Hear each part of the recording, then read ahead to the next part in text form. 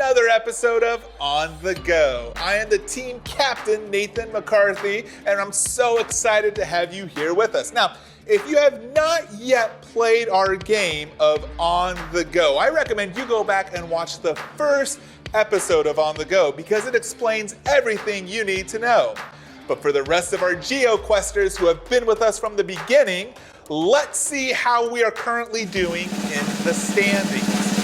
Well, hey, we are currently in second place. Now, last episode we were in first place. This time we're in second place, so we've got some work to do. All right, GeoQuesters, you know how this works. Once we tell the GeoQ app that we're ready to go, they're gonna send us to some far off location. So if you're ready to go, let me hear you say, let's go! Excellent job. I'm gonna log into our GeoQ app, and then as soon as we hear the final boarding call for flight 910. Well, there it is, that's our final boarding call. Let's hop on the plane and fly off to some new location.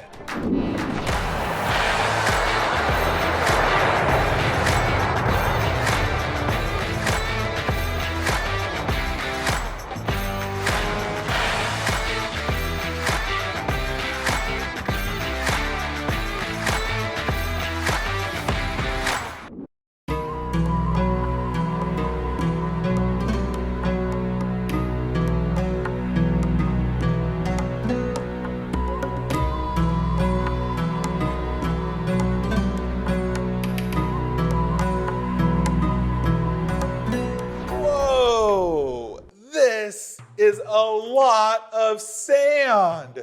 Now, in the last episode, we went someplace that was really green. Now, it looks like we're in the middle of a desert. And there's a lot of places in this world that's a desert. Now, I don't think I wore the right outfit because it's really hot here. Boys and girls, are you hot? Well, I don't think so because you right now are sitting at home in your living room. But I wonder where in the world we are. You're right, the GeoQ app gives us some clues. So let me pull up the clues on my phone and I'm gonna share them with you on the screen here so you can help me decipher where we are. Now this we learned from the last episode. This country has one river and without it, it would be all sand. Now, I sure see a lot of the sand. I don't know if I necessarily see the river yet. Do you see the river? Now, where in the world is there a lot of sand and a river?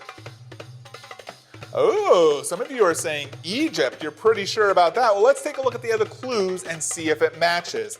The second clue says, the wrappings from one mummy found here could stretch for a mile. Now, I hear a lot of you are pretty confident that we are in Egypt. Let's take a look at the last clue just to make sure. We don't want to get this wrong. The oldest and largest pyramid in existence is located in this country. Okay, yes, I agree. I think we're in Egypt as well. So I'm going to pull out the GeoQ app and I'm going to log it in and let's see if we're right.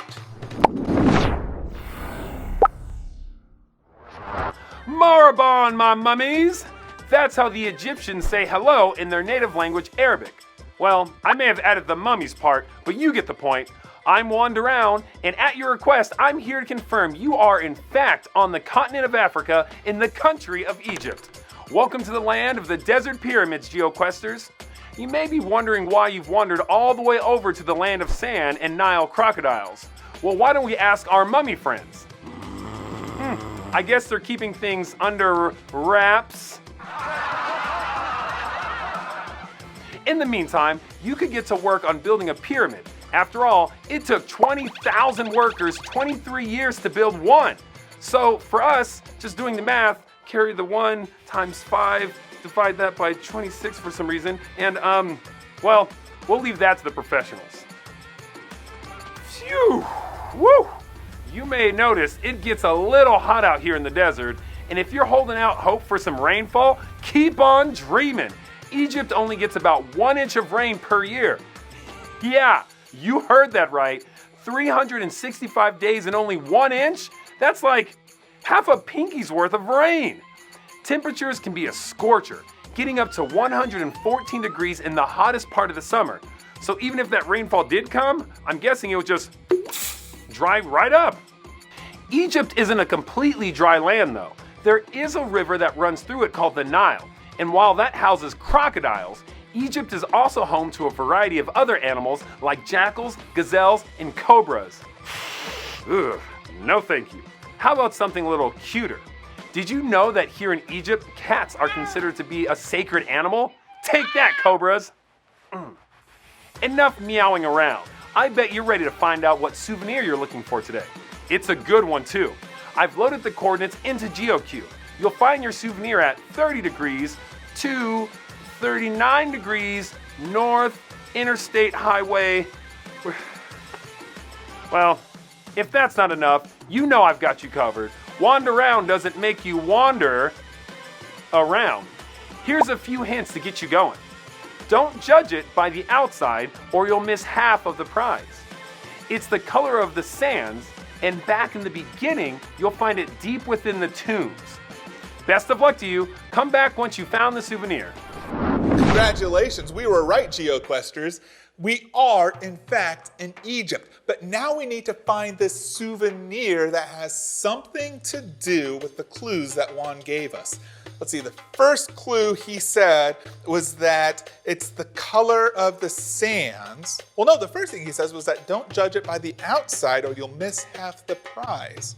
So it's some kind of case, and it says it's the color of sands. What's the color of sand?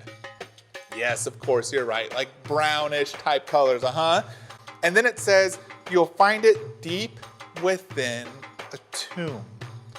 What kind of souvenir would be found deep in an Egyptian tomb that has something inside of it, like a case of, oh, do you think it's like a mummy? Do you know what they store mummies in Egypt? It's a really big word. Let's see if you can say this word. It is a sarcophagus. Can you say sarcophagus? Excellent job. Now, I don't know where I can find a sarcophagus here. So here's what I'm gonna do. Well, I'm looking around here for the sarcophagus. I want you to find something in your home that is some sort of case. Maybe it's like a video game case, or maybe it's like a DVD or a Blu-ray case. Whatever it is, go try to find some sort of case and bring it back here. Go ahead, we'll pause the video, go and grab your case and bring it back for our souvenir. Are you ready? Go ahead and pause in 3, 2, 1, go! Did you pause? Did you pause it? Is it paused? I hope it's paused. And you're back! All right, what cases did you bring? Excellent job. Okay, now go ahead and open them up to show me what's inside.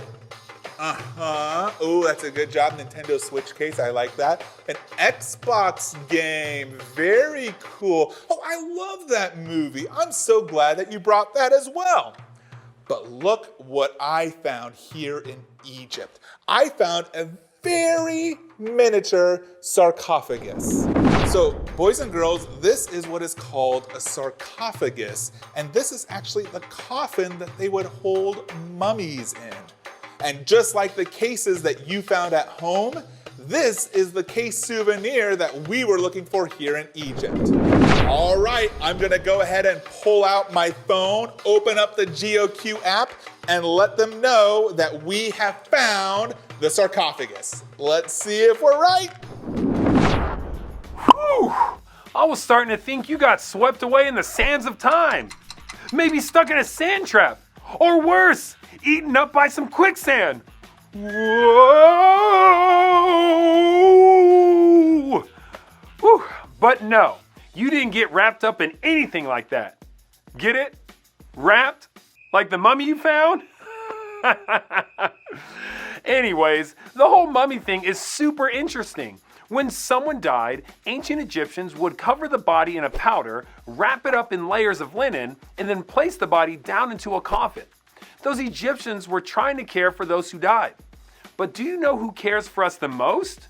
And can even heal us when we aren't feeling too hot? God! That's right, God is the ultimate healer and still heals people today. In the Bible, there was a king named Hezekiah. King Hezekiah was a pretty young guy when he first took over and ended up being one of the greatest kings of all time. Yeah, I said it. He was a goat, like the king goat. Old Hezi remained faithful to God, and because of this, he was successful in everything he did. When King Hezekiah was around 39 years old, he became very sick. And we're not talking like the case of the sniffles, no way. He was so sick that God sent him a message through a prophet named Isaiah. The message told Hezekiah to go ahead and get things in order, that he wasn't going to get better and soon he would die. So you can imagine this was pretty tough news to hear. The king wasn't ready to wrap things up quite yet. So he prayed to God and asked him to remember how faithful he had always been and how he always served God with his whole heart. Right after Hezekiah finished praying, God gave Isaiah another message for the king. This next message was quite the game changer. The message told Hezekiah that God had heard his prayers and, drum roll please, decided to heal him. That's right. God told Hezekiah that in 3 days, the king would go to the temple and then God would add 15 more years to his life. King Hezekiah was a little bit of a skeptic though, and was like, prove it! He asked Isaiah for a sign, so that God would prove he'd actually do it. And without missing a beat, Isaiah offered the king 2 options. Do you want the sun's shadow to move forward 10 steps or back 10 steps? Hezekiah knew it was pretty easy for the shadow to move forward 10 steps, so he picked the other option. Well, challenge accepted. God made the shadow go back 10 steps, and the king knew he would be healed. Hezekiah decided to go to the temple after 3 days and ended up living for 15 more years. 15! That's because God kept his promise and healed Hezekiah. God has many names, and one of those names is healer, because, well, God's a healer. You see, God really cares about us. He really wants us to be healthy physically, like with our bodies, emotionally, with our feelings, mentally, with our thoughts, and spiritually, in our relationship with Him. That mummy you found is a great reminder that God can heal any sickness we have.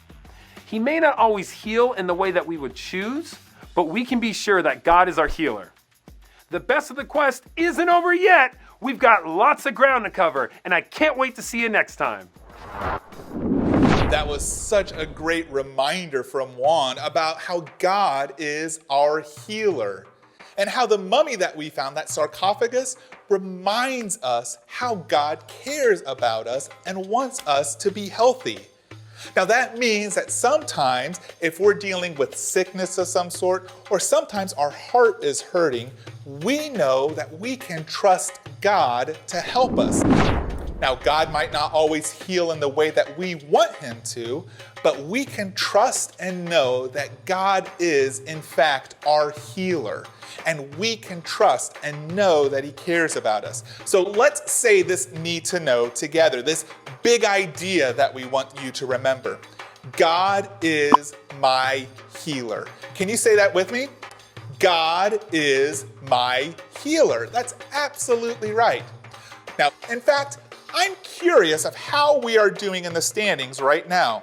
Let's see, we were the third team to log in that we were in Egypt. I bet a lot of the other teams knew that we were in Egypt. But, we were the first team to find the mummy sarcophagus. So that actually puts us in pretty good standing. I wonder where we're going in the next episode. Let's see if GeoQ gives us a little clue. It says, in this country, you'll find a clock that weighs 13.7 tons, and it stands 316 feet tall. That's one big clock. I wonder where in the world there is a big clock. There's only one way to find out, and that's if you join us for the next episode.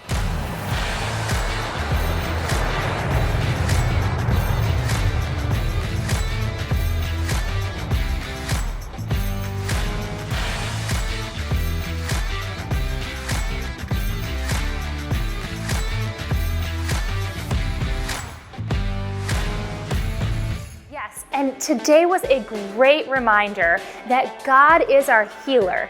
And I like what Juan says. God might not always heal us in the way we expect, but we can always trust Him. And I was so thankful for that reminder today. Absolutely right. Speaking of the next episode, make sure you click subscribe on our YouTube page so you'll be the first to know when the next episode of On The Go is ready for you. And we cannot wait to see you at the next episode of On The Go.